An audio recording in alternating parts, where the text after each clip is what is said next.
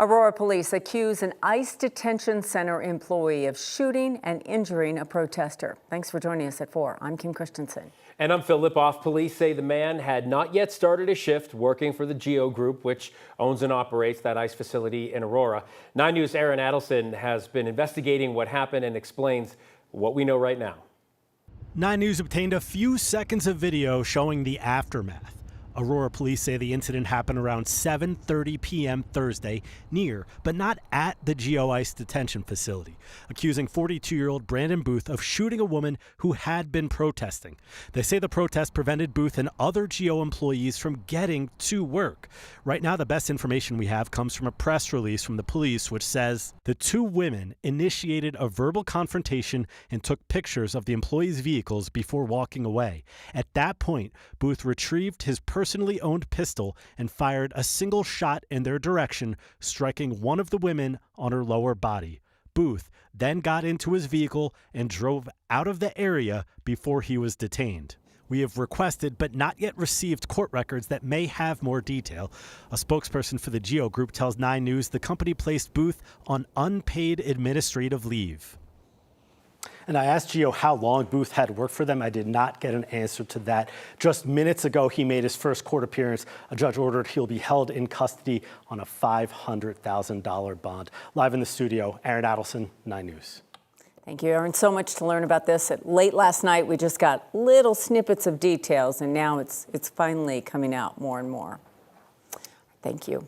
We want to take a live look outside. The heat is cranking up this weekend because it's been hot all week. And why stop there? Let's just go right on in all the way through. Just like we did last weekend. Let's keep the heat going through the weekend, because that's the deal, right? Not till Tuesday will we see any relief? Yeah, maybe Monday, but it's really going to be Tuesday that we get the relief. Ooh, I like this. Is that how you're going to enter every time now, Chris? This is fun. Ooh, no. Again, it's Tuesday that we see the relief. We go from hot and dry to really hot and dry to relief. That's the way to think about it. Hot and dry, really hot and dry, relief. We do have a heat advisory in place for Sunday and Monday with temperatures that'll be near 100 degrees. I'll show you that in just a second, but Fort Morgan right now, just hot and dry. Same for us in Denver right now, our 7th consecutive day with a high temperature at or above 90 degrees for us here in Denver. The record, by the way, is 24. So I've gotten a few questions about that. We're nowhere close to the record, but still pretty impressive. 7 consecutive days at or above 90. Also our 15th of 16 days at or above 90. Only had 2 days so far this month. It's July the 17th, just as a reminder, without a high of 90 degrees. And both those days where it didn't hit 90, it was 89. So not just you, it's been a hot month. Temperatures in the 90s right now, Eastern Plains, 70s and 80s in the mountains for the most part. Telluride though, look at that, 59 right now. You had about a ½ inch of rain about an hour ago. So that is some good news for our friends in Southwest Colorado, and pretty stormy out there in Southwestern Colorado, seeing some of those widespread showers and storms moving down into the Salida area, as well as down through the sand dunes and on west towards the San Juans. These showers and storms will eventually reach us here in the Denver area with some widespread rain likely for the middle part of next week. I'll tell you about that in full detail in just a couple minutes.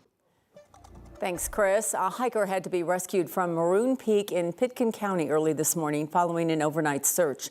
Rescuers say 2 hikers got separated near the West Maroon Trail early yesterday. 1 did not return to the campsite.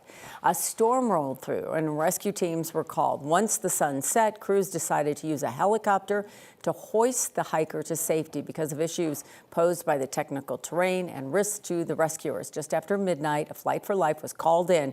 The hiker was picked up about 7 this morning. Thankfully, that person was okay.